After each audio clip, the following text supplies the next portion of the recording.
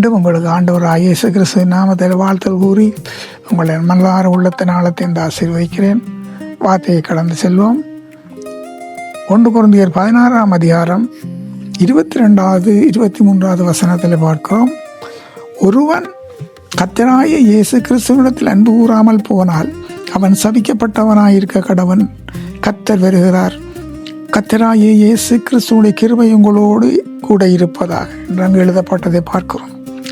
ஆண்டவராகிய இயேசு கிறிஸ்துவை நாங்கள் அன்பு கூறுகிறோம் என்று சொல்லிக்கொண்டு எங்கள் முழு பலன், முழு ஆத்மா, முழு சிந்த, முழு பலன், முழு மனதோடும் அவள் அன்பு கூறாதபடி நாங்கள் இருந்தால் நம் மேல் சாபம் பெறுகிறது என்று பார்க்கிறோம்.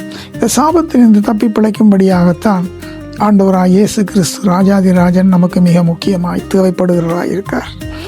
அவரே நம்முடைய நம்பிக்கையின் தெய்வமாய் இருக்கிறபடியால் நாங்கள் சாபபாவத்திலிருந்து விடுதலையாக அவ்விடத்தில் நாங்கள் அன்பு கூர்ந்து வாழ வேண்டும் என்று பார்க்கிறோம்.